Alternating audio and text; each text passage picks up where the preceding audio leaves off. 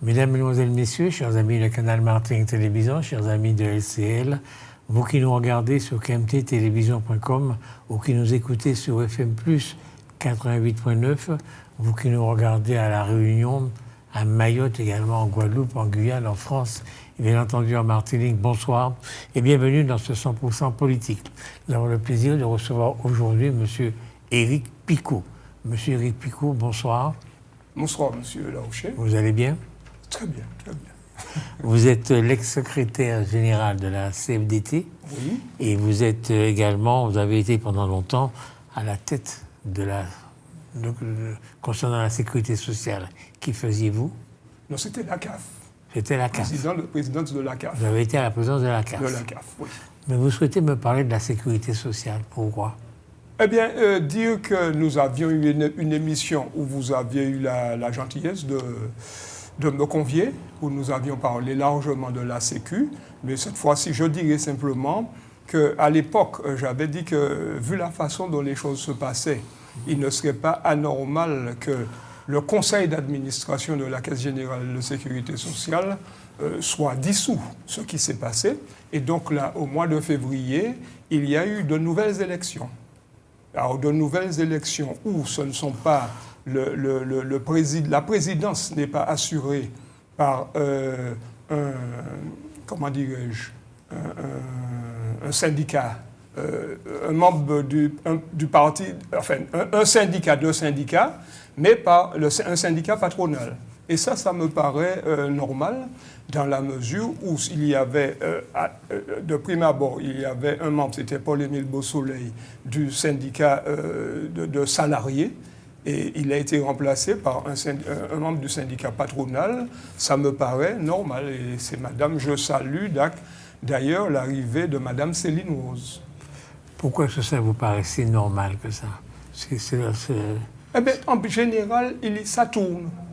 Que ce soit à la CAF, que ce soit dans d'autres institutions, dans d'autres instances, ça tourne. Et vu la façon dont les choses s'étaient passées, moi, personnellement, au niveau de la CFDT, nous avions considéré que s'il y avait un membre du syndicat patronal, bon, ça ne nous gênerait pas beaucoup. Et c'est le cas, donc nous saluons l'arrivée de mme Céline Rose. Le conseil d'administration de la CAF a été dissous à un moment, non? Oui, c'est bien ce que je vous disais. Il a été dissous. Alors, c'était une bêtise, mais ça se passait tellement mal. Et je vous avais expliqué un certain nombre de choses sur lesquelles je ne vais pas revenir, si vous voulez bien. Mais c'était vraiment catastrophique. Et donc, il était normal qu'il ait été dissous. Parce que là-bas, ils voient aussi que ça ne va pas. Et donc, les élections ont eu lieu. Il y a eu une remise en place du conseil d'administration, des deux conseils d'administration, de la Sécu et de la CAF, c'était, me semble-t-il, le 26 ou le 27 février. Et c'est là que mme Céline Rose, donc la présidence a été refaite. Et je dois dire que nous sommes quand même à la vice-présidence, au niveau de la CFDT. C'est mme Manuela Lanista. D'accord. Donc on résume. Il y a un conseil d'administration de la Caisse générale de sécurité sociale de la Martinique, dont la majorité est composée de travailleurs martiniquais, quelque part. Oui, de travailleurs, comme je dis, salariés ou patronaux. Ok, mais majoritairement de salariés, quand même, l'ancien. Non, c'est assez paritaire. C'est paritaire. Assez paritaire, oui. Donc des Martiniquais à la tête de ces structures, et vous débrouillez tellement bien que ça ne va pas du tout. Vous êtes obligé de dissoudre. Oui, et j'avais expliqué pourquoi à l'époque. Parce qu'il y avait des gens qui avaient été très contrariés de n'avoir pas été élus. Enfin, je ne vais pas comme je vous dis. Et donc, ça a été dissous parce que ça n'allait pas du tout. Et donc, maintenant, il y a un nouveau conseil d'administration. Alors, pendant un certain temps, il y a quelqu'un qui est venu de France pour vous gérer. Absolument. Mais qui n'est pas resté longtemps parce que, d'après moi, qu'il a compris que sa place n'était même pas là du tout non plus. Ah bon? Et qu'il y a eu quelques petites frictions. Ah. Oui. Avec je lui. ne vais pas plus loin puisque je ne suis pas membre du conseil. Comme vous m'avez invité, je me permets de vous donner certains éléments. D'accord. Et maintenant, donc, c'est un patron qui dirige, quoi. Oui, c'est quelqu'un du syndicat patronal. C'est mme Céline Rose. Et vous pensez que ça ira mieux? Je pense que chacun a compris qu'il n'est pas de son intérêt de faire l'intéressant. Je le dis comme je le pense. nous avons des divergences, même en politique, et c'est ce que je dis souvent. Mais il faut qu'on puisse s'entendre pour le bien de la Martinique. Si on veut faire l'imbécile tout le temps, mais ça ne passe pas. Si on veut être à la tête tout le temps de tout, ça ne passe pas. Et c'est pourquoi je dis que je suis bien content, parce qu'on ne va pas dire aussi que la CFDT, elle veut toujours être partout dans tout. La preuve, nous sommes quand même à la présidence de la CAF. Ça, je vous le dis aussi, je pense que vous le savez en tant que journaliste averti, mais c'est la CFDT qui a la présidence de la CAF. C'est M. Patrick Bellé. D'accord. Ce sont des structures importantes en Martinique quand même. Ce sont les structures les plus importantes. D'accord. Dans le cadre du social, des choses comme ça, ce sont les structures. Après, donc, si vous voulez, la préfecture et la CMT. D'accord. Eh oui. Vous avez suivi les élections municipales? Oui, on est obligé. Je dis tout le temps que je suis martiniquais. Alors, je ne suis pas un politique, parce que j'ai déjà eu d'ailleurs des propositions. Mais vu mon caractère, je ne sais pas si j'aurais pu supporter certaines choses. Par contre, je ne suis pas politique, mais je suis les choses politiques. Je trouve que c'est très amusant d'ailleurs. Quelle réflexion vous faites à propos de ces élections? Bon, je vais vous dire, hein, pour certains maires qui n'ont pas été réélus, alors certains ont le sentiment d'être époustouflés, on n'est pas... Mais je vais vous dire, je prends deux cas. Je prends le cas du Morne-Rouge, par exemple. Je prends le cas de Trois-Îlets. Mais après avoir entendu certaines personnes, parce que je ne me fais voir nulle part, je suis là, je suis partout, dans tout, je suis à la Martinique, donc chez moi, quand vous entendez des gens s'exprimer, vous n'êtes pas surpris que certains maires n'aient pas été réélus. Et qui aurait peut-être mieux fait de ne pas se présenter une dernière fois. Vous voyez, je vous le dis comme je le pense maintenant, parce que les deux, Madame Dulis, je l'apprécie, Monsieur René Kouaï, nous avons été en classe d'ailleurs, ensemble avec Arnaud. Mais à un moment, j'avais compris qu'il se passerait quelque chose. Alors tout le monde est surpris. Comment se fait-il? Oh, mais ça ne fait rien du tout. Les Martiniquais ont voté, ils ont fait ce qu'ils avaient à faire. Vous voyez? Alors, c'est ça, la politique, c'est quelque chose d'extraordinaire. D'ailleurs, vous voyez souvent des gens qui étaient très bien aujourd'hui, qui sont moins bien demain, qui vous racontent n'importe quoi. C'est ça qui est un petit peu désolant aussi en politique. Parce que pour moi, la politique, c'est très important. La politique, c'est quoi? C'est la police de la ville, c'est la police du pays, c'est ce qui nous régit. Si nous n'arrivons pas à nous entendre et que nous racontons des blagues tout le temps, comment voulez-vous que les gens eux-mêmes nous prennent en considération? Oui, c'est ça. Et donc, c'est vrai que ça m'a beaucoup servi. J'ai beaucoup ri, je me suis beaucoup amusé. D'ailleurs, bon, mon épouse a dû comprendre qu'en quelque part, sur certaines choses, j'avais raison. Puisque, bon, vous savez, il y a ce qui est logique. On n'y peut rien contre la logique. Et il y a eu beaucoup. Alors, dans certains cas, peut-être qu'il y a eu certaines surprises. Hein. Je vous dis, je vous prends ces deux cas-là où, après avoir entendu des gens, je n'ai pas été très surpris. Je me suis dit, bon, il y avait peut-être un ras-le-bol en quelque part, etc. Vous voyez? Vous avez toujours été syndicaliste? Oui. Pourquoi est-ce que vous n'avez pas été un homme politique? Eh bien, je vous dis, ça m'a été proposé, mais vu la façon dont les choses se passent, je pense que je n'aurais pas pu... pour moi, l'amitié, c'est l'amitié. C'est la parole donnée est la parole donnée. Vous voyez? Alors, c'est vrai que vous me direz qu'en politique, même à l'époque, la parole donnée, etc. Mais moi, pour la parole donnée est quelque chose de fondamental. Et donc, par rapport à ce qui se passe aujourd'hui et demain, ou alors les gens vous regardent dans les yeux et puis racontent n'importe quoi, des choses qui ne sont pas vraies. Et je l'ai vu sur des politiques que l'on a affublées et qui ne méritaient pas cela. Alors je dis encore, mais voyez comment les choses se passent, je n'aurais jamais pu faire de la politique. Voyez, le syndicat, ce n'est pas la même chose, c'est autre chose, le syndicat. Et encore que là, vous pouvez vous attendre à des surprises, hein, des gens qui essayent de vous dégommer, qui vous tirent dans le dos. Mais vous vous attendez différemment. Tandis que politiquement, je vais vous dire, même lors de ces dernières élections municipales, et je vous le disais tout à l'heure, ça a été très amusant. Pour moi, je me suis bien amusé, je n'ai eu aucun problème sur ça. Mais qu'est-ce qui vous amusait? Eh bien, la façon de faire des gens, quand vous les connaissez notamment, et puis que vous regardez la personne qui parle là devant l'écran, mais qui n'est pas du tout cette personne qui se trouve dans la vie. Vous voyez, tout ça, c'est très important. Je ne peux pas nommer, je ne nomme personne, mais je dis, il y a des cas où il est important de se dire qu'on a mieux fait de n'être pas politique. Par contre, soit vous me parlez de politique, si vous permettez, eh bien, il y a, j'avais même mis de petits mots, c'était sur Facebook chaque fois, concernant la guerre. La guerre, c'est quelqu'un qu'on ne peut pas dire, on ne peut pas critiquer comme d'autres qui soient vieux, la guerre, au contraire.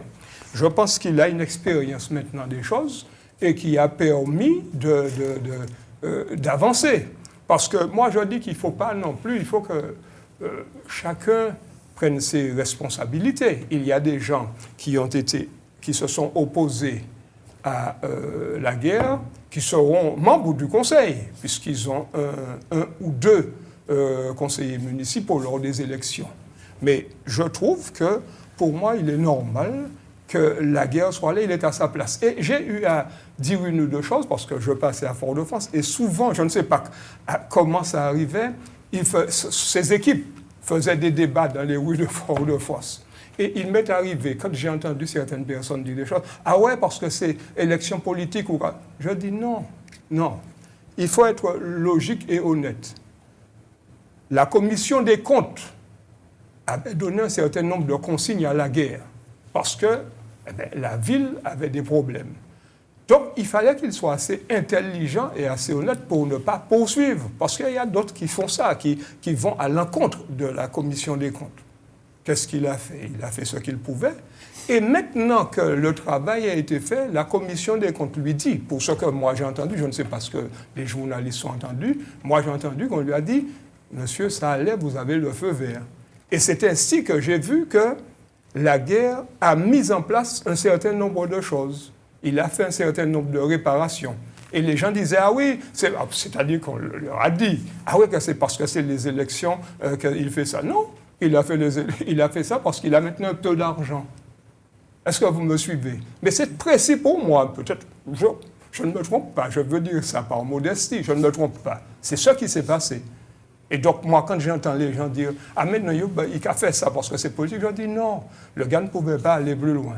Maintenant que la commission des comptes, parce qu'il faut connaître aussi tout cela, lui dit, monsieur, vous avez le feu vert. Eh bien, il commence à faire certains travaux et je pense que ça va se poursuivre. D'ailleurs, si ça ne devait pas se poursuivre, je lui dirais aussi ce que je pense. Sans animosité, sans rien, mais je lui dirais ce que je pense. D'accord. La dernière fois que vous avez déjeuné avec M. Laguerre, c'est il n'y a pas longtemps. Ah non, il y a un moment. Non, je peux lui parler, je peux l'entendre, mais non, nous n'avons pas déjeuné ensemble, je le dis sincèrement, non. Mais non, parce qu'on parle des élections municipales, il y a quand même 34 maires, et tac, vous embarquez directement sur M. Laguerre pour le complimenter. Donc je me suis dit que c'est un ami à vous. Alors, je vais vous dire non, c'est parce que je suis Lamantinois. D'ailleurs, j'ai félicité... En plus, vous n'êtes même pas le Fort-de-France. Non, mais justement, je suis martiniquais et je l'ai dit tout à l'heure. Ben oui, non déplaise à ces hauteurs. Mais quand on est de Fort-de-France, on est martiniquais. Hein? Oui, mais quand on est Lamantinois, on est martiniquais aussi. Oui. Puisque les Zobda étaient élus du premier coup. Bon, oui. Il n'y a pas de problème. On peut n'être pas d'accord avec Zobda, mais il faut un certain travail. Vous voyez? Et non, j'ai parlé de la guerre parce que c'est très particulier et parce que je suis, en fait, Foyalais avant tout. Pourquoi? Je suis né au Terre-Saint-Ville. Ah, d'accord. Ah, bien oui. Non, excusez-moi, je ne savais pas. Alors je vais même vous dire, mais c'est la municipalité qui nous donne un coup de main pour tenir l'université populaire de Terre-Saint-Ville. Vous êtes président de cette université? Oui, je suis président de l'université. C'est pas l'université populaire? Alors, qu'on ne se trompe pas, ce n'est pas l'université populaire que détient M. Albéric Marcelin. C'est l'université populaire telle qu'elle a été conçue par Hector Saillé à l'époque, c'était en 1933, et qui se poursuit jusqu'à maintenant. que nous essayons de maintenir, parce que c'est vrai d'ailleurs qu'on demande aux étrangers de savoir parler français. Il y a des Martiniquais qui sont très contents de venir parce que ça leur fait du bien, etc., etc. Et c'est ça l'université. Alors je dois dire que si nous sommes là, c'est parce que la municipalité nous donne un coup de main aussi et que nous avons les locaux de l'école du jour qui nous servent le soir pour donner des cours. C'est les cours d'adultes, en fait. Ce sont les cours d'adultes de Terre Sainte-Ville que détenait le père Hector Sailly. Okay. Vous avez beaucoup d'étrangers? Ah oui, il y a surtout des étrangers. Saint-Domingue, Haïti, Sainte-Lucie, il y a quelques... Quoique nous n'ayons pas le peuple que nous avions il y a 20 ans. Mais il y a quelques personnes et qui sont très contentes d'être là, avec qui nous travaillons, mais vraiment avec plaisir. Vous leur apprenez le français? Oui, tout à fait. C'est surtout ça. Ils viennent surtout pour cela, parce que vous savez, les textes sont clairs maintenant. Hein. Si vous voulez avoir votre carte de séjour, apprenez la langue, ce que je trouve normal. Ils ne payent rien, évidemment. Eh bien non. Alors, c'est-à-dire que nous avons considéré, eux-mêmes ont considéré, lors d'un conseil d'administration, etc., il y a quelques années, qu'il aurait fallu payer quelque chose. Et donc, je crois que ça doit faire, je ne suis pas le trésorier, entre 250 ou 300 euros pour l'année. Je dis bien, hein, pour l'année. Ce qu'eux-mêmes trouvent tout à fait normal. Et comme le père Hector Sailly disait, ça doit être le prix d'un cornet de pistache, mais il faut faire un effort. Il avait raison. D'accord.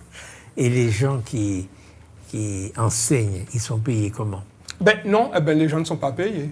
Nous enseignons. Ce sont des gens qui sont là. Nous sommes 4 cette année, dont Madame Chantal Désert, Madame moi-même, Madame... comment elle s'appelle déjà, la Martinière, des gens. Ce sont des gens qui sont là depuis longtemps. Alors, quand il y a la possibilité, nous faisons un défraiement par rapport à l'essence. Vous voyez, sur 3 mois, il peut y avoir 100 euros d'essence ou quelque chose comme ça, mais on ne peut pas appeler ça être payé. OK. Est-ce que votre relève est assurée? Alors, je vais vous dire, il y a tellement de choses dans ces affaires-là. Lorsque nous avons parlé, pour cette année, de reprendre les cours, il venait d'avoir quelques tirs. Nous ne sommes pas au Far West, mais il venait d'avoir quelques tirs au niveau des Terres Sainte-Ville. Et les gens m'ont demandé si j'avais bien réfléchi. Parce qu'il y a des gens qui devaient venir, qui ne sont pas venus. Hein, qui m'ont dit, mais comment, mais tu ne vois pas ce qui est en train de se passer? Ou les cas en balle, même si on n'a rien à voir dans ça, une balle perdue, puis... Je dis, mais non, ça peut arriver une fois. Mais les gens veulent vous dire que ça perturbe ce qui se passe quelquefois au Terre Sainte-Ville. Moi, ça ne me gêne pas, chacun son tempérament. Puisque je connais des gens là, on discute, etc. Mais je peux vous dire que vous faites bien de me poser la question, mais je ne sais pas si la relève pourrait être assurée. Je pense qu'à un moment, ce sera difficile. Hein. Et les gens vous disent, c'est un thème mondial, non? Fais tes affaires, on te trouve courageux, etc. Je dis, mais il y a d'autres qui sont courageux. Ah oui, mais soyez courageux, nous on ne vient pas. Parce que, et puis ça a passé là. Alors, de temps en temps, il y a des petites choses comme ça. On n'hésite pas à me rappeler qu'un de ces 4, on aura un problème. Je dis, on n'aura pas de problème. Mais avec personne. Et c'est vrai que je vois des gens dont on peut dire que ce seraient des jeunes qui sont dangereux. Eh bien non, je les rencontre, on discute, bonjour, bonsoir, je traverse la rue, etc. On n'a pas de problème. Mais c'est vrai qu'au niveau des Terres Sainte-Ville, les choses ne se passent pas du tout comme ça se passait avant. Ce n'est pas du tout la même chose. Est-ce que c'est quand même un quartier peu sûr, disons, les Terres Sainte-Ville?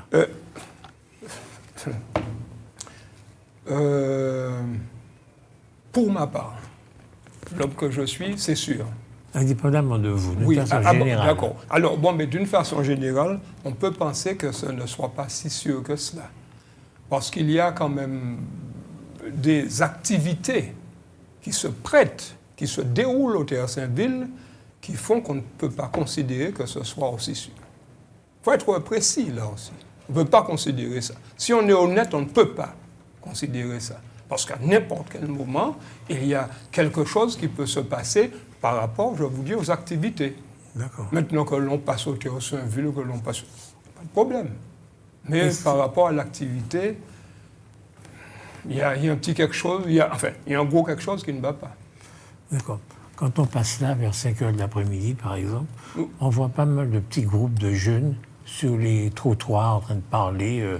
Ils sont là, quoi. Ce sont des jeunes martiniquais ou des jeunes étrangers, d'origine étrangère? C'est des mélanges. Mais vous avez souvent beaucoup ce sont peut-être des Saint-Domingue, Haïti, etc. Bon, je peux vous donner un exemple. Hein. Ça m'est arrivé à moi. J'allais justement au Théâtre Saint-Ville, au cours, et je passe derrière, près de l'église.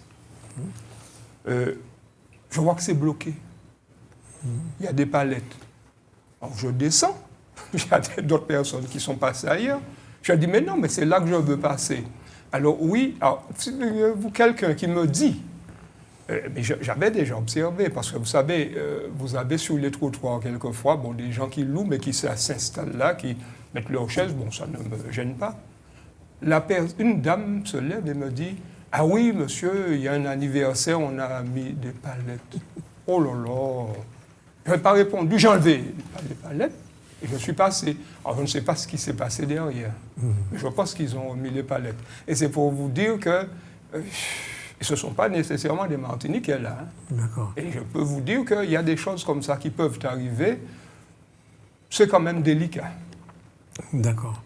Est-ce que ces jeunes-là, il y a moyen de les sortir de la rue? Alors, ils sont étrangers, comment on peut faire? Alors, j'allais vous dire que je ne suis pas monsieur le maire.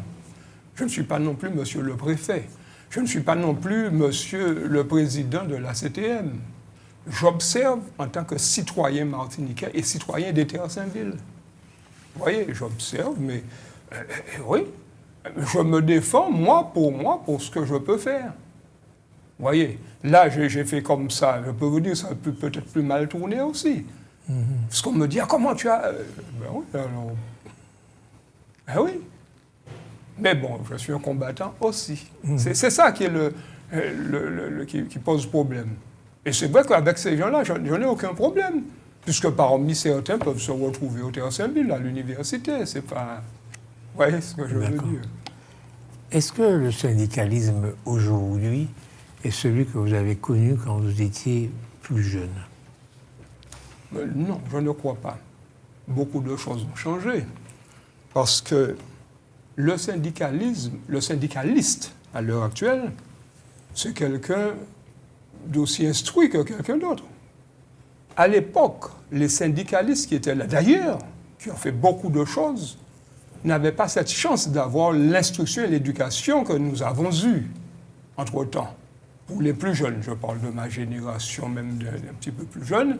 Et donc, par rapport à cela, le syndicalisme actuel n'est pas le syndicalisme d'il y a quelques années, où on venait avec certaines personnes venaient avec leur coutelas, par exemple, à la Sécu et frappaient du coutelas sur le truc. Vous voyez, il y a des choses qu'on ne voit plus non plus. Les choses, ça a changé. Maintenant, dans l'état d'esprit, le rôle du syndicaliste, c'est quoi? C'est faire en sorte que l'on puisse trouver comment dirais-je, que les choses se passent au mieux entre les uns et les autres et qu'il y ait plus de justice. Ça n'a pas changé, je pense. Ça n'a pas changé. Mais dans l'état d'esprit, la façon de faire, non. D'ailleurs, pour les syndicalistes que j'ai connus, et un des derniers qui était lui-même d'ailleurs de Force ouvrière, c'est René Fabien, c'était de gros syndicalistes. Tous ces gens-là, c'était des syndicalistes extraordinaires. Vous voyez, il y a plein... le collègue Lamont, c'était de gros syndicalistes que j'ai connus. J'étais enfant. Non, Fabien, non. Puisqu'à un moment, c'est moi-même d'ailleurs qui devais le remplacer là. Parce que, donc, vous avez compris que j'ai été, à l'époque, FO, et j'avais laissé pour certaines raisons, et j'ai monté la CFDT. D'accord. Et donc, c'était des syndicalistes très particuliers, mais ils étaient dans le rôle à l'époque. Oui. Je ne suis pas certain que maintenant, ils auraient pu tenir. Ça ne se passerait pas pareil. Justement, on n'entend guère plus parler des grands syndicalistes, comme vous dites. Est-ce que ça veut dire que le monde du travail s'est apaisé? Est-ce que le dialogue entre syndicats et patronat, ça va mieux? Alors, je ne sais pas si on peut dire cela. Par contre, ce que j'ai considéré, c'est que les patrons se forment autrement. Ce sont des gens qui connaissent aussi le syndicat. Ce sont des gens qui font de la formation. Vous voyez, ce n'est pas du tout la même chose que peut-être il y a 50 ans avec un patron qui se disait « c'est mon entreprise, je fais ce que j'en veux, etc. » Non, les gars ont une autre façon de fonctionner. Moi-même, je rencontre des patrons assez régulièrement, et je peux dire qu'ils m'étonnent quelquefois de par leur savoir. Et on voit bien qu'ils sont formés. Vous voyez, donc ce n'est pas pareil à ce qu'il y avait il y a 50, 60 ans. D'accord. Voyez ? Est-ce que le monde du travail, les travailleurs, dans ce rapport avec le patronat, est-ce qu'ils l'ont remporté? Est-ce qu'ils sont désormais vainqueurs? Je ne sais pas si on peut parler de vainqueur ou de vaincu, hein, parce que vous savez, on peut gagner aujourd'hui et perdre demain. Et ça c'est la modestie qui me l'impose. Mais on peut gagner aujourd'hui. On peut gagner quelque chose, mais quand on a gagné, je vous dis aujourd'hui, et qu'on a perdu demain, est-ce qu'on peut parler? Moi, ce que je dis, c'est qu'on peut calmer les esprits, ce que vous avez dit, on peut, par rapport à une façon de travailler. Mais dans l'état d'esprit de l'être humain, ce n'est pas toujours aussi évident. On veut gagner à bloc et puis on veut mettre l'autre à genoux. Oui. C'est là que ça pose problème. C'est vrai, ça pose problème. Ah oui, ça pose problème. Vu de l'extérieur, quand on n'est pas syndicaliste, on a l'impression que les syndicats aujourd'hui dictent leurs lois. Par exemple, au moment où nous parlons, nous avons cette grève des transports, grève des transports publics. On se rend bien compte que, bon, c'est le syndicat qui dirige, quoi. Je veux dire, je ne travaille pas, terminé, je mets la Martinique à l'arrêt. C'est-à-dire qu'il y a une trentaine de personnes, je ne sais pas s'ils sont 30 ou 20 ou 30, je sais pas, mais qui mettent à mal le service public, quoi. Oui. Est-ce que ce n'est pas gravissime? Je comprends très bien votre question, qui est une très belle question. Alors, je ne vais pas peut-être critiquer les uns ou les autres, parce que je pense que les syndicats se trompent sur certaines choses-là et que les dirigeants aussi des transports ne font pas ce qu'il faut. Par contre, ce que je note, c'est que qu'est-ce qui perd dans cette affaire-là? Avant, quand on faisait une grève pour que le syndicat mange mieux, que ça aille mieux pour ceci, pour cela, que celui qui traversait là où il se sente un petit peu mieux. Mais en fait, maintenant, ce sont uniquement, justement, les gens que l'on devrait essayer de défendre qui prennent du plomb. Les vieux, les étudiants, les scolaires. Mais je vois ça. Mais j'habite à Cajou Sud. Et je vois les gens. Alors, il n'y a pas de TCSP, qu'est-ce qu'ils font? Ils vont débouler sur l'autoroute. Moi, je ne sais pas. Et c'est ça qui me fait de la peine. Je dis que le syndicalisme, ce n'est pas ça non plus. On n'est pas là pour foutre les gens en dedans. Je dis cela comme je le pense. Et donc, c'est que aujourd'hui, c'est ça. Demain, c'est pour autre chose. Après, mais on n'arrête jamais. Dans le cadre des transports, il y a toujours un problème à la Martinique. Mais comment allons-nous faire avancer aussi notre économie? Vous voyez, c'est ça. Ce sont des questions que je me pose. Sans critiquer, je répète, les uns et les autres. Ça, ils font ce qu'ils ont à faire. Mais moi, je dis qu'il y a là aussi un gros problème. On oublie véritablement, quelquefois, pourquoi on est là. Et on est là pour rendre la vie plus facile à certains. Mais là, je ne crois pas qu'on puisse la rendre facile. Hein. Quand vous avez un vieux qui a, je ne sais pas, à la clinique Saint-Paul, qui a ses rendez-vous, etc., comment peut-il y aller? Je ne comprends, je ne vois pas. Par contre, moi, je sais que j'ai déjà rendu service, hein, quelquefois. Ce qu'il ne faut pas peut-être tellement faire, mais enfin, ce n'est pas grave, je dépose des gens. Je dépose des gens, ça arrive. Ce n'est pas courant. Et on peut comprendre que d'autres ne le fassent pas. Mais il m'est arrivé de faire ça.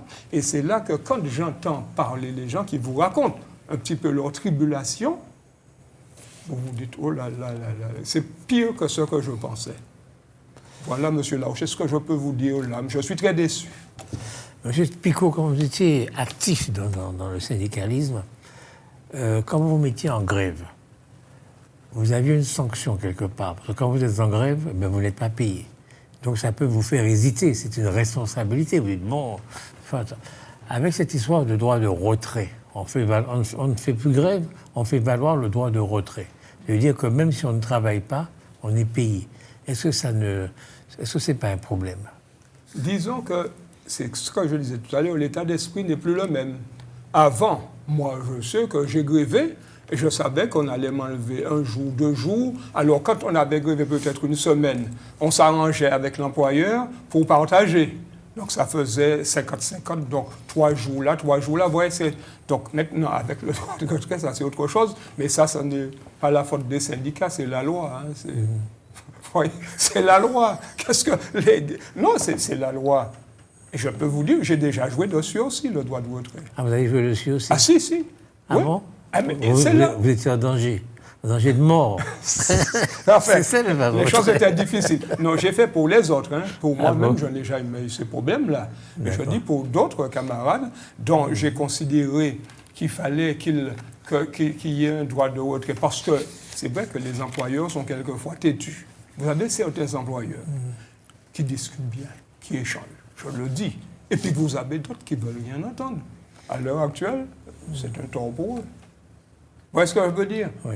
Et c'est pourquoi je disais tout à l'heure, bon, je ne critique personne, je donne mon sentiment par rapport à ce qui se passe et ce qui peut détruire la vie de certains.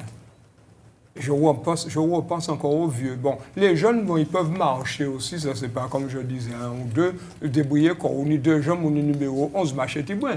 Tandis que les vieux, est-ce qu'on ne peut pas leur dire ça? On est numéro 11, ça veut dire quoi? Numéro 11, ah, c'est les jambes, c'est ce qu'on disait avant. On m'a dit numéro 11. Ah bon? C'est-à-dire, moi, qu'à marcher, ce sont mes 2 jambes, numéro 11.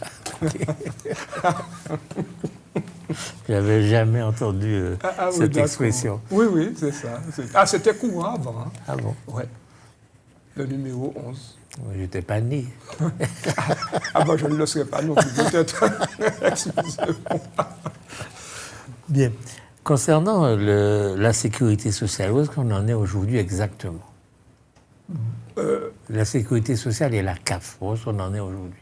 Bon, eh bien, je dois vous dire, comme je ne vais pas effectivement rentrer dans le fond du problème, je ne suis pas membre du conseil d'administration ni membre de la direction, je suis un citoyen martiniquais. Ce que j'observe, comme je vous ai dit, c'est qu'il y a un nouveau conseil d'administration. Oui. À quoi je peux enjoindre la présidence et son équipe, c'est de faire très attention. C'est important. Pour qu'il n'y ait pas de dérive et pour qu'on ne se retrouve pas dans ce qui s'était passé précédemment. Il faut qu'ils fassent très, très attention. Maintenant, je crois que, en toute chose, il faut savoir raison garder. Je dis que quand même, il y a des gens qui sont responsables. Par rapport à cela, ça devrait pouvoir fonctionner. Alors, que normalement. Par contre, la CAF est un organisme qui a toujours fonctionné quand même. Il n'y a pas eu ces problèmes-là. Et je peux vous dire, j'ai été quelque temps président de la CAF. Non, il n'y a pas eu ces problèmes-là. Il y a eu des petites grèves. Il y a eu des grèves, des choses comme ça. Mais après 2 jours, c'était réglé. Parce qu'on discutait, on échangeait. Mais là, même au niveau des conseils d'administration, il n'y avait pas de discussion. Là. Il n'y avait pas... C'était... Je te mords, quoi, terminé. Vous comprenez? Tandis que là, maintenant, je pense qu'on est reparti et que les choses y vont pour le mieux. Et il y a des conseillers, des syndicalistes qui sont conseillers des salariés auprès de l'inspection du travail. Oui. Donc, ils conseillent le salarié. Ben, dont moi-même, vous êtes vous êtes dedans? Oui. Vous faites je suis conseiller du salarié. Je ne suis pas défenseur syndical. Le défenseur syndical est celui qui acte auprès des prud'hommes. D'accord. Et je suis défenseur, je suis conseiller du salarié. Si vous permettez, c'est-à-dire que vous avez des entreprises qui ont moins de 11 salariés. Et alors, dans certaines entreprises, les patrons font quand même des élections. Mais ils ne sont pas obligés à moins de 11. Et donc, comme il n'y a pas de représentants syndicaux, quand il y a un problème, le patron convoque, il remet une lettre au salarié. Le salarié fait quoi? Il doit aller près des conseillers du salarié dont je suis. D'accord. Et le conseiller du salarié, c'est lui qui vient, qui entend, qui écoute et qui donne un coup de main au salarié qui n'a pas de représentant. D'accord. Est-ce que les salariés qui sont actuellement en grève dans ce secteur du transport, est-ce qu'ils ont des conseillers autour d'eux? Alors, oui, parce que bon, s'il y a des syndicats, moi je pense qu'il y a aussi des conseillers. Et même là, je pense qu'ils vont plus loin à ce moment-là. Ils demandent simplement l'intervention de l'inspection du travail, qui envoie quelqu'un comme genre médiateur pour pouvoir aider. D'accord. Si vous avez une entreprise et qu'un appel d'offres est lancé pour transporter des enfants, c'est un appel d'offres, vous déposez votre dossier et vous êtes retenu. Mais quand vous déposez votre dossier, vous avez des concurrents, donc vous déposez votre dossier en fonction de vos coûts. Vous savez que vous avez une masse salariale de 10 000 euros. Bon, ben voilà, c'est 10 000 euros, vous déposez votre dossier comme ça.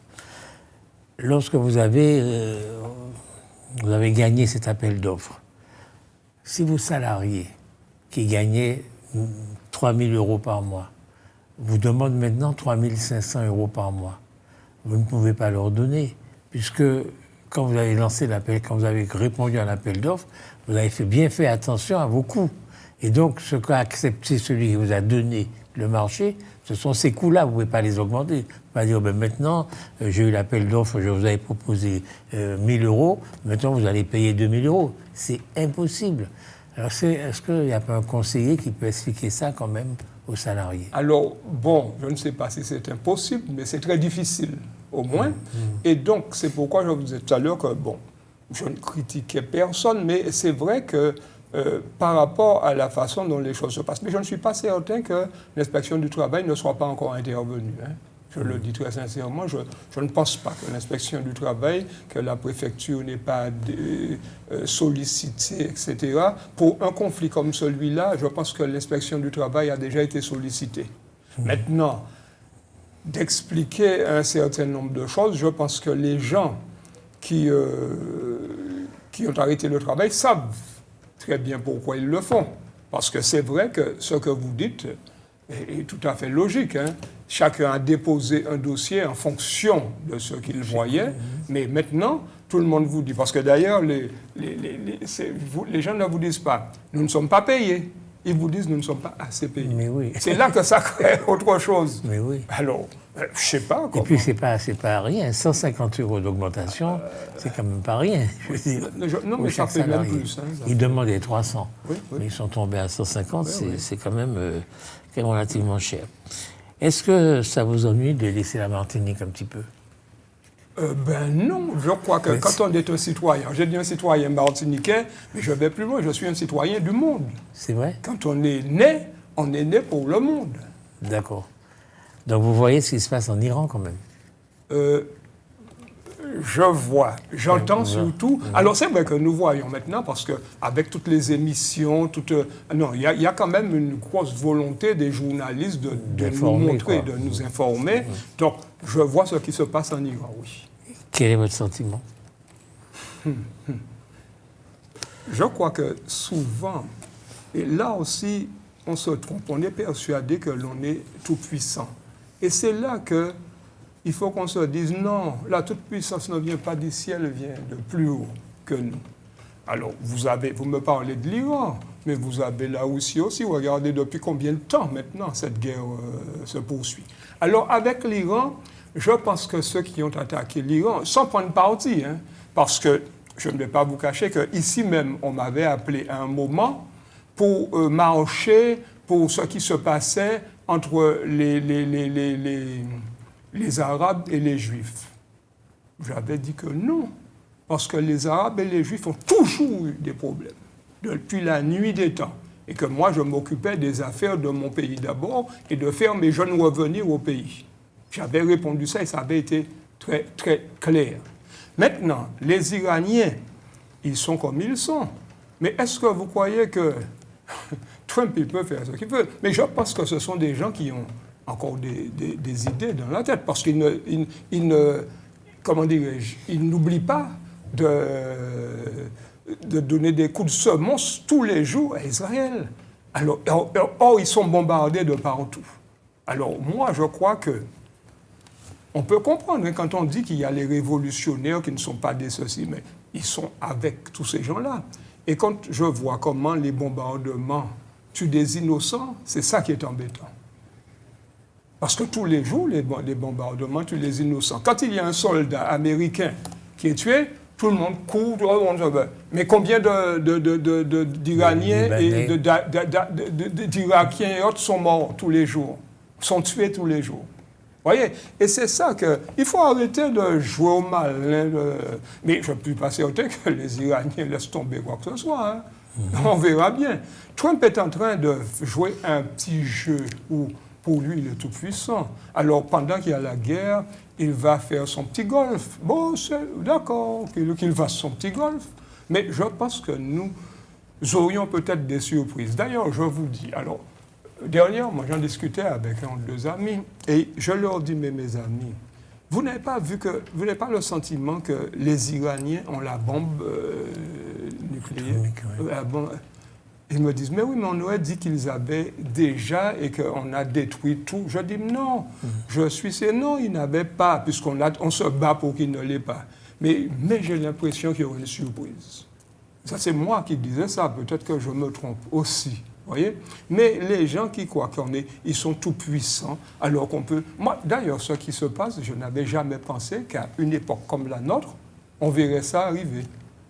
Puisque pour moi, il y a des écrits, il y a des ceci. Non, mais on a décidé de faire comme Trump est arrivé, il est allé aux États-Unis. Alors, mais ça, je pense qu'il y a une complicité quelconque hein, pour le Venezuela. Mais enfin, Trump est arrivé, il fait sortir le président du Venezuela. Mais il y a quelque chose qui ne va pas dans ce truc-là. Et on vous dit que, non, mais, ah oui, le monde a évolué, etc. Le monde a évolué, mais pour moi, c'est une dévolution, ce n'est pas une... C'est ça que les propos sont peut-être durs et secs, mais c'est de la dévolution, on n'a pas évolué. Vous comprenez? Par contre, je vous dis, l'Iran, attention, hein, alors, pourquoi je dis cela en plus? Vous détruisez tous ceux qui vous semblent ne pas aller dans votre sens. Il y avait c'était pas un ayatollah, mais c'est celui qui menait le pays et dont le fils est là maintenant qu'on a essayé de tuer. Alors, est-ce que vous croyez que ces gens-là, dont le père a été tué, avec ça, il a des beaux-frères qui ont été tués, la femme, etc., ce sont des gens qui vont oublier. Mais même s'il devait signer quelque chose avec Trump, mais je serais très inquiet. Vous voyez, je serais inquiet. Vous tuez toute la famille de ces gens, et puis vous allez, ils vont jouer avec vous, ils vont sourire. Attention. Donc, moi, je vous dis, je regarde. Qu'est-ce que nous pouvons faire en tant que citoyens martiniquais? Moi, je ne veux même pas me mêler. Je vous dis que depuis la nuit des temps, depuis Dieu, depuis Moïse, depuis comment dirais-je, tous les écrits bibliques, les Juifs et les Arabes ne se sont jamais entendus. Qu'est-ce que vous voulez, moi? C'est pas nous, hein. On n'a rien à voir là. Mais on me disait, bon, on va marcher pour ceci, pour cela. Rien du tout. Il faut que ces gens-là se débrouillent. D'ailleurs, je vous dis, on est arrivé à un niveau où, bon, ça peut créer peut-être la Troisième Guerre mondiale, ça peut, je ne sais pas. Parce qu'avec le détroit d'Ormuz, là, qui est bloqué, alors c'est ça qu'on veut débloquer, j'ai bien compris. Et les Iraniens ne sont pas cons, ils ont très bien réagi. Ils ne sont pas au niveau des autres pour guerroyer. Donc, ils essayent d'être intelligents. mais vous savez, sans être pour eux, je comprends ce qu'ils font. Je regarde, des fois, je dis, alors qu'est-ce qu'on croyait que... Et puis, ils bombardent Israël tous les jours, ils envoient. Alors, ceux qui tombent, ceux qui ne tombent pas, ne tombent pas, etc. Voyez. Alors, nous verrons. Mais vous m'avez posé la question, je vous le dis très clairement, sans être pour les Israéliens sont attaqués, ils sont faibles. Attends, sans être pour les Iraniens. Les Iraniens, non, sans être pour les Iraniens. Qu'est-ce que j'ai dit? Sans être pour les Israéliens. Non, sans être pour les Iraniens, je pense qu'ils se défendent. Ils font ce qu'ils peuvent. Qu'est-ce que vous voulez? Devant une puissance comme Israël seulement, ils sont plus faibles. Avec les Américains quand même. Mais s'il y a de la profitation, là. Bon, moi, je pense ça. Alors, les gens peuvent dire ce qu'ils veulent, etc. Hein?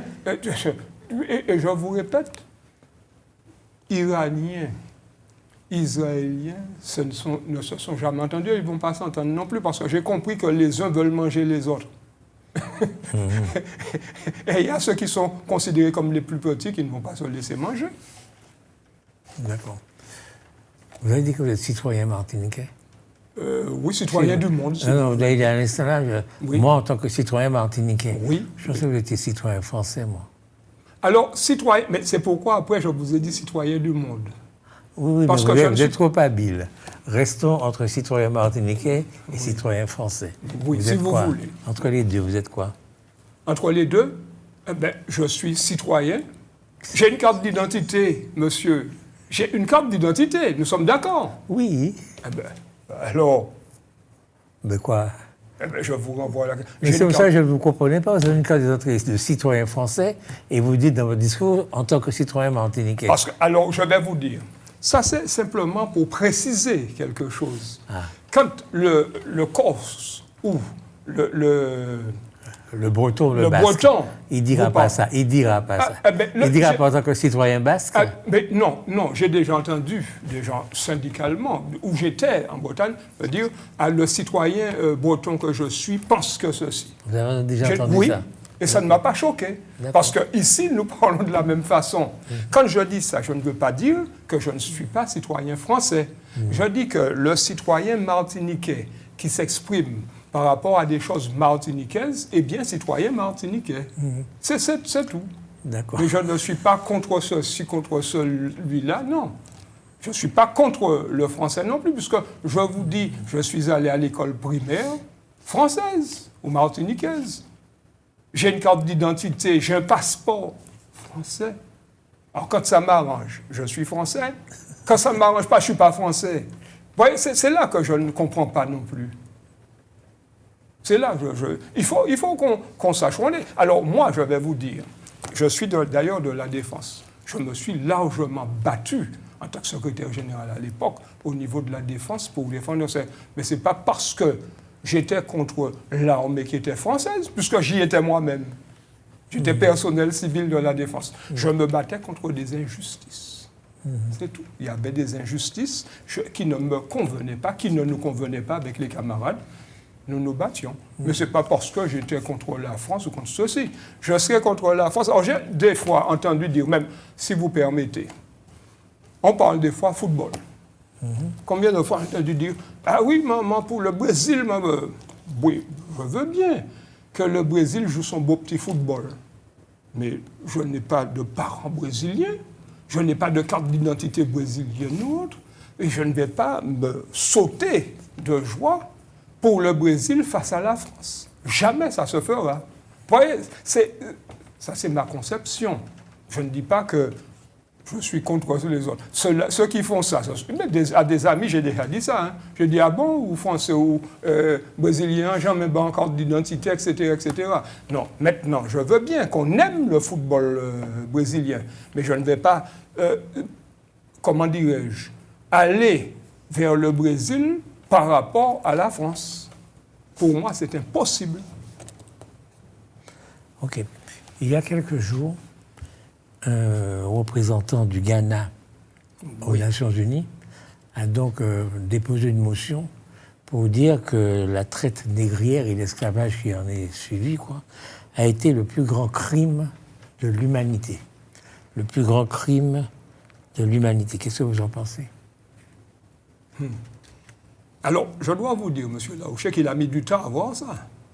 Beaucoup de gens ont déjà vu que c'était le plus grand crime dans l'humanité. La traite négrière. Et je dis que quand ils voient ça, ils le voient un petit peu tard, mais ils le voient à un moment où les Africains eux-mêmes ont participé à tout cela. Et ça, je dis cela, ça n'implique que moi. Pourquoi? Je me souviens que nous étions en 3e, il me semble. En 4e, j'étais au CS Renan. Et j'avais le professeur que nous avions, c'était très, très, très bien, Monsieur Humain. C'était un métropolitain, Monsieur Humain. Voilà. Et nous parlions de choses comme ça, de traite négrière. C'était très rare, hein, à ce moment-là, surtout, notamment au CS Renan. Et quand on avait attaqué cela, moi, dans ma petite tête de jeune et tout ça, je dis, bon, au contraire, ça va me permettre de dire un certain nombre de choses, parce que j'avais déjà lu quand même, etc., etc. Et je dis, mais on est en train de se battre là, oui, on dit que les Blancs ont fait ceci, mais certains Africains ont fait un certain nombre de choses. Et alors, il me dit, monsieur, mais ah bon, comment? Je lui dis, mais si, dans certains cas, les Africains n'avaient pas été complices, est-ce que vous croyez que les Blancs auraient pu faire ce qu'ils ont fait? Alors, il m'a regardé, et puis on a discuté, il m'a dit, je vous vois après.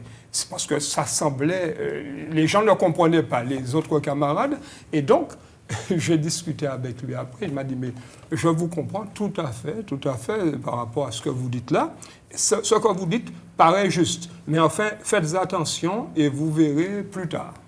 Il m'avait répondu cela. J'ai bien compris ce qu'il voulait me dire, de ne pas aller trop fort ni trop vite, parce que j'allais me faire frapper sur les doigts par certains. Parce que, et c'est là que je dis aussi qu'il y a, monsieur Larocher, de l'hypocrisie. On se dit ceci, on se dit... Mais j'ai entendu ça, je vous dis ça, monsieur, j'ai entendu. Je dis, ce qu'il dit est bien, mais nous le savons tous. Il dit ça, bon... Et puis ça va lui rapporter à lui. Qu'est-ce que ça va rapporter aux Martiniquais? J'aurais souhaité qu'à ce moment-là, ça rapporte aux citoyens martiniquais aussi. Ça veut dire quoi que ça rapporte aux citoyens martiniquais? Mais il est évident que quand il fait cela, si ça peut rapporter quelque chose, si ça peut lui rapporter à lui quelque chose, eh bien, il aurait été bon que ça nous rapporte quelque chose. Parce que s'il rapporte de l'argent financier... Vous parlez de la réparation, alors? De la réparation. Mais c'est dans ce sens. Hein. Ça peut être financier, etc., etc. Nous serons là toujours comme... hein? Alors je dis nous, les Américains aussi, en fait, tous ceux qui ont subi cette histoire de traite négrière. Vous voyez, c'est pour vous dire que quand vous me posez la question, je vous dis oui, effectivement, j'ai entendu. J'ai réfléchi là-dessus, ça ne me pose pas de problème. Vous avez vraiment réfléchi? Oui, vous avez réfléchi. Oui, bon, absolument. Vous avez réfléchi. Oui. Et donc pour vous, la traite négrière, c'est le plus grand crime contre l'humanité qui ait jamais existé, au terme de votre réflexion? Non, c'est même avant cela. Je dis que ça, c'est quelque chose de bestial et d'inadmissible. Bon, maintenant, le monde est le monde. Mais parce qu'il y a eu d'autres crimes qui ont été très, très, très, très durs contre les Juifs, notamment. Mais pourquoi vous ne répondez pas à ma question? Oui. Lui, il a dit que c'est le plus grand... Parce que la France, avec Taubira, a fait une loi pour dire que c'est un crime contre l'humanité. Oui, c'est certainement le plus grand. Oui. Et vous dites que c'est certainement le plus grand. Oui. Donc vous êtes d'accord avec ce monsieur? Je dis oui. Je dis oui parce que je ne vois pas ce qui a pu intervenir depuis et qui ait été... Je dis, alors, pourquoi j'ai parlé du génocide juif, etc., mais je ne vois pas ce qui a pu faire autant de morts ni de misère dans le monde. D'accord. Vous voyez, est-ce que c'est clair ma réponse? Oui, elle est d'autant plus claire qu'elle est complètement fausse. Bon, alors... Alors, elle est fausse pourquoi? J'aurais souhaité... Parce que c'est une évidence, je veux dire que la traite négrière a concerné 15 millions oui. de personnes sur 300 ans. Oui. Le génocide des Juifs, c'est qu'on prenait des Juifs un peu partout dans le monde, on les mettait dans des wagons, dans des trains, on les amenait à Auschwitz, ils descendaient d'Auschwitz et on les tuait. Oui. On ne les mettait pas en esclavage, on les tuait avec du gaz, etc. Oui. Et on en a tué 1 million en moins d'une année. 1 million en moins d'une année. Oui. Et puis après, la Grande Guerre qui a suivi, la Deuxième Guerre mondiale, quoi. Fait 40 millions de morts. Ça n'a rien à voir avec les 15 millions de personnes mises en esclavage pendant 300 ans. Là, je vous parle de choses qui sont passées en 3-4 ans. Il n'y a pas de commune mesure, on ne peut pas comparer les deux. Mais c'est bien pourquoi j'ai dit tout à l'heure que je ne veux pas... Je veux parler d'autres, parce qu'il y a ce dont vous avez parlé, c'est très juste. Mais quand je parle de la traite négrière, c'est quelque chose pour moi d'extraordinaire, qui n'aurait même pas dû avoir existé. C'est évident. Ouais, c'est ça que je Mais veux dire. le génocide juif, c'est que moi j'ai eu l'occasion d'aller personnellement à Auschwitz visiter. Oui. C'est quelque chose d'effrayant, de savoir comment ça se passait. J'ai vu aussi, mais effrayant. c'est bien pourquoi je dis que c'était... Mais alors, je parle de ça pour dire qu'il y a eu des choses très effrayantes aussi, mais pas aussi effrayantes quand même que la traite négrière. C'est ce que je veux dire. D'ailleurs, on les voit un petit peu partout, hein, les gens qui ont subi la traite négrière, etc., qui se battent pour continuer de vivre et qui ne vivent même pas correctement à l'époque, à notre époque, qui sont toujours perturbés par cela. Est-ce qu'en Martinique, nous sommes toujours perturbés par ça? Ah, j'en suis certain. Oui. Vous êtes perturbé, vous ne dormez pas? Non, pas moi. Vous me parlez globalement. Moi, je me suis déjà fait dans la tête qu'il y a des choses qui se font, et c'est le monde. Donc, il faut essayer de voir si on peut être juste. Et c'est ça le rôle de syndicaliste. C'est pourquoi je fais du syndicalisme. Mais il y a des gens qui sont pris dans leur tête par ce truc-là. Je suis un nègre et donc ceci, il faut que ceci. Mais non, si on doit aller comme ça, on ne va jamais finir. Moi, c'est ce que je dis. Parce que j'ai vu des Blancs qui étaient corrects, des Blancs qui l'étaient moins. J'ai vu des Martiniquais à Paris à qui j'ai dit, si vous agissiez, si c'était un Blanc qui agissait comme ça chez moi en Martinique, on allait lyncher. Oui, j'ai fait ça, j'ai dit ça. Et puis bon, ils ont compris. Mais nous voulons faire le con. Et puis après, nous dit, eh bien, on est traité de ceci, de cela. Et c'est pourquoi je dis qu'il faut mettre tout ça de côté. Il faut essayer d'être intelligent. Nous le sommes. Nous le sommes. Mais je n'accepte pas, effectivement, un certain nombre de choses. Restons tels qu'en nous-mêmes, soyons intelligents, soyons forts dans notre esprit. Vous avez évoqué le fait que dans la traite négrière, il y avait, disons, le criminel principal et puis son complice quand même. Et en droit français, vous le savez, le complice est condamné aussi sévèrement que l'auteur principal du délit ou du crime. Et donc nous avons l'auteur principal du crime, c'est l'Européen, mais le complice, c'est quand même l'Africain.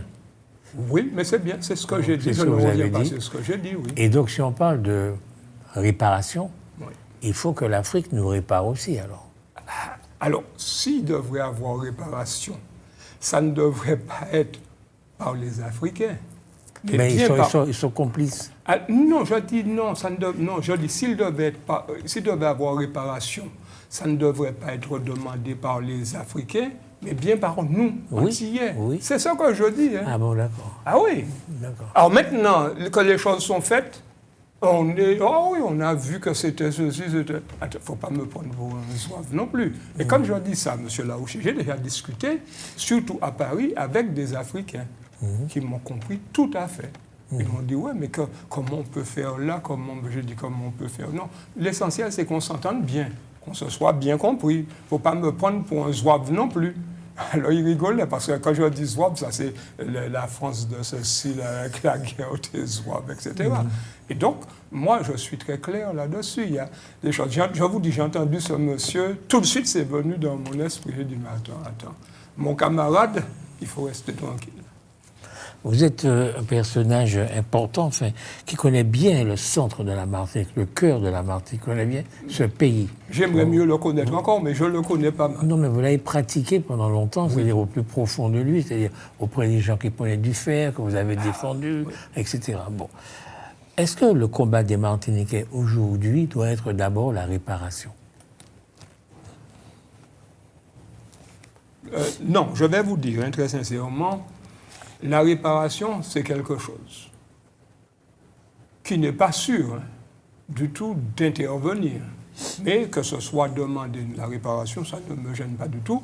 Mais nous avons des choses quand même, notamment à la Martinique, qui sont peut-être plus importantes.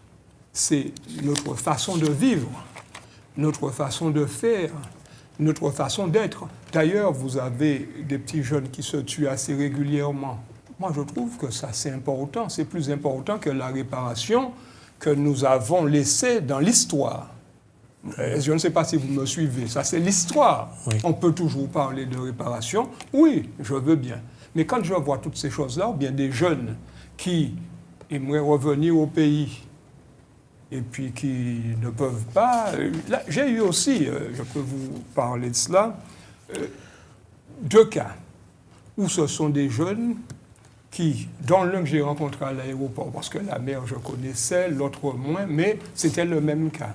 Des jeunes qui ont travaillé, qui ont fait des études, etc., et puis qui sont revenus ici. Mais à qui on propose? Alors, il y a c'était une fille, elle touchait là-bas 3 500 €, en gros. Elle vient ici, vous savez ce qu'on lui propose? 2 100 €.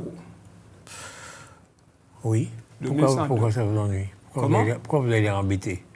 Pourquoi? Non, je ne suis pas embêté, je suis contrarié. Ce n'est pas la même chose. Ah oui, mais attendez. Oui. Elle n'aura pas le chauffage à payer. Elle n'aura pas acheté de motos très chères. Mais la vie est plus elle n'aura pas de bottes. La vie est plus chère ici, monsieur Laouché. Ne venez pas. Non, non, vous venez là. Non, je vous vois venir. Non, mais je vous vois bien. Oui, plaisante. non, mais on est là. J'allais dire on plaisante. Non, on discute. Et donc, je vais vous dire, quand je vois ça, je dis que ça, c'est un foutage de gueule. On lui aurait proposé, je vous dis, 2 600 €. Je dis, bon, OK. Mais vous proposez à quelqu'un presque près du SMIC, 2 100 €. Mais la fille, je l'ai rencontrée, je vous dis, à l'aéroport, elle repartait déjà. Et il y a eu 2 cas. Elle était pas économiste, elle était... le nom m'échappe, hein, le nom du job qu'elle est arrivée, etc. Ah ouais, justement, on lui a raconté plein de choses, donc ce que vous dites là, ceci, la neige, mais elle dit, mais la vie est plus chère ici, le kilo de viande, là-bas n'est pas le kilo de viande ici. Vous voyez? Alors ça m'interpelle, et ça m'interpelle maintenant et tout de suite. Tandis que ce dont vous parliez tout à l'heure, si certains veulent continuer ce combat, bon, il n'y a pas de problème. Je pense que c'est un combat légitime. Mais le combat qui est le plus important pour moi, c'est le devenir du pays, ce que nous en faisons.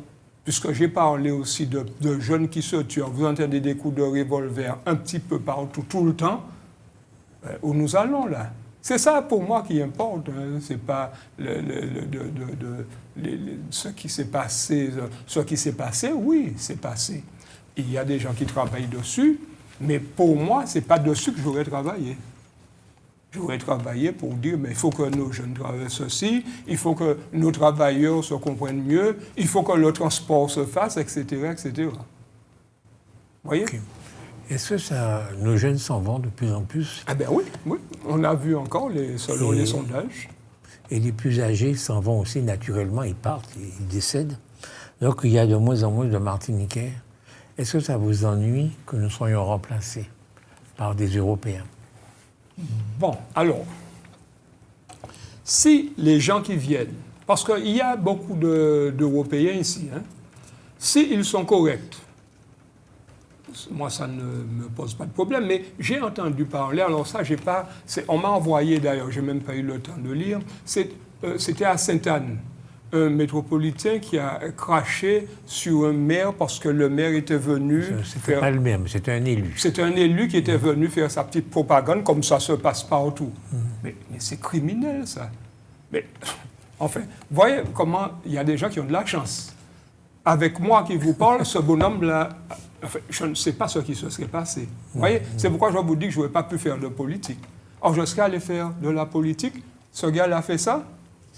Je pense que je serai en prison le même jour. Vous comprenez? Oui. Alors, c'est pourquoi je dis que vous avez des gens qui sont corrects, qui viennent ici, qui ont envie de vivre avec des Martiniquais. Moi, ça ne me gêne pas. Mais si ces gens-là ne sont pas corrects et qui croient qu'ils vont venir donner des leçons aux gens, etc., ou cracher sur des Martiniquais, je vous dis que ça pose un gros problème. Et moi, je suis prêt à accepter, je vous dis tout le monde, que ce soit des Français, parce que nous avons un petit peu de tout ici.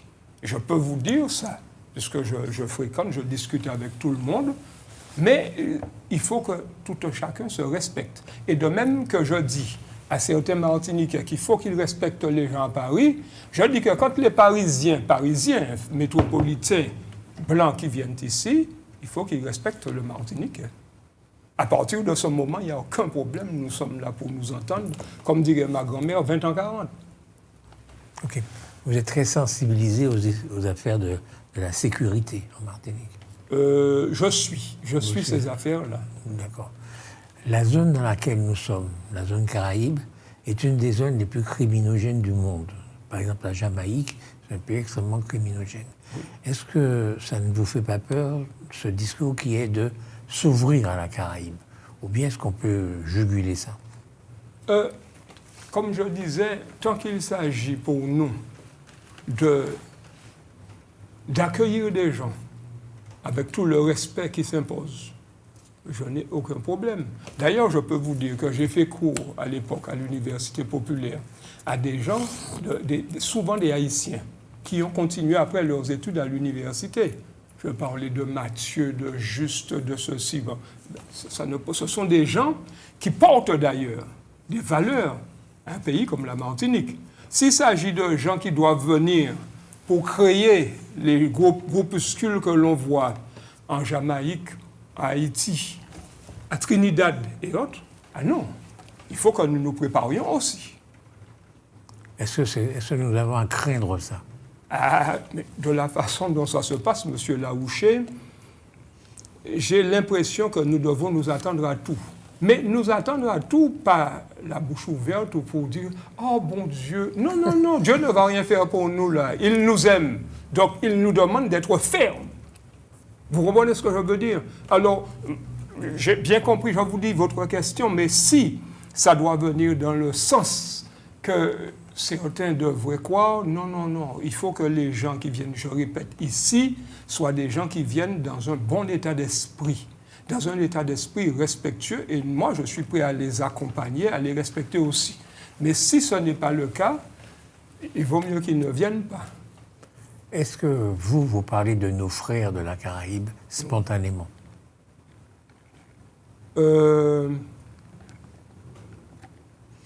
dis souvent les Caribéens. D'accord. Les frères de la Caraïbe, tout ça, c'est... Lorsque l'on voit justement des oppositions, c'est là qu'on se dit, vous me direz que dans toute famille, entre frères et sœurs, mais c'est pas pareil, ça, il y a une consanguinité, il y a quelque chose. Tandis que d'être obligé d'appeler des gens frères, alors que je sais qu'ils ne m'aiment pas tellement, dans certains cas, ça m'est pénible. Vous voyez ce que je veux dire? Maintenant, nous sommes Caribéens, nous sommes des Caribéens, il n'y a pas de problème. Vous voyez? Mais bon, les frères de la Caraïbe, oui, si on veut. Moi, je n'ai rien contre. Tant que ça se passe au mieux. Est-ce qu'ils sont plutôt nos concurrents que nos frères? C'est bien ce que j'essayais de vous expliquer, vous l'avez très bien compris. À mon avis, il y a toujours une forme de jalousie. Et je l'ai constaté aussi. Les gens, d'ailleurs même, je vous dis, souvent, vous avez des métros qui sont très corrects, mais vous avez des métros qui sont... On vous dit que la jalousie vient de Martinique, de ceci. Ah non, il y a des métros qui... Quand ils vous regardent avec votre maison haute, ah les gars, ils sont malades. Hein. Mais ils vous disent comment? Je ne comprends pas que ceci, que tu es ça. Que... Vous comprenez? Alors, bon, je discute avec cette personne et je lui dis, j'ai ce que j'ai, tu as ce que tu as. Mmh. Mais je m'attends quand même. Au pire, on ne sait jamais. Et c'est pourquoi je disais, quand vous m'avez parlé de la Caraïbe tout à l'heure, je dis que, ou bien de l'ouverture au monde, on est prêt à ouvrir. Moi, personnellement, je suis prêt à ouvrir, mais toujours en me méfiant. La méfiance, à l'heure actuelle, ça doit s'imposer. Parce que je vous dis, mais c'est quand vous regardez comment dirais-je, les portables et tout ça, tout ce que nous avons maintenant, que vous voyez ce qui se passe, vous dites, mais c'est pas possible. C'est pas possible. Alors, si on ne fait pas attention, Monsieur Laouché, mais qu'est-ce que... Ce n'est pas... Non, non, il faut que nous fassions attention. Et je vous dis que nous soyons caribéens ou autres, méfions-nous. Méfions-nous. Parce que l'on dise, ah, je suis caribéen, je suis ceci, je viens à la Martinique, mais enfin, si ça doit tourner comme ça tourne à Haïti ou à à Trinidad, etc., etc. Non, c'est pas ça que je recherche. Je recherche pour nos jeunes que ce soit des gens corrects et qui soient habilités à défendre le pays au cas où. Oui, je suis déjà plus loin. Non, je vous dis, je pense à ça tout le temps. Parce que ce n'est pas le jour où il arrivera quelque chose que vous allez chercher à vous défendre. Il faut prévoir de se défendre. Qu'est-ce qu'il faut faire alors? Rentrer dans l'armée? Rentrer dans l'armée. Mais l'armée peut même être dépassée par certains événements. Il faut que nous créions des milices alors. Alors, créer des milices, non, mais il faut que nous soyons entre citoyens capables de nous défendre. Ça veut dire quoi, nous défendre? Défendre? Physiquement, vous parlez? Dans tous les sens. Ça peut être moralement, ça peut être physiquement, ça peut être... Il faut qu'on soit à même de se défendre. D'accord. Est-ce que vous êtes confronté, vous avez déjà vu, confronté d'une façon ou d'une autre, à la présence d'armes en Martinique? Alors, vraiment, non. Non. Parce que, alors, c'est la plupart des gars qui ont ça ne sont pas de ma génération non plus. Donc, je peux voir, en observant, parce que je suis très observateur, en regardant certains endroits, voir bien qu'il y a un petit deal, il y a un petit quelque chose d'armes, etc. Mais moi, ça ne m'intéresse pas.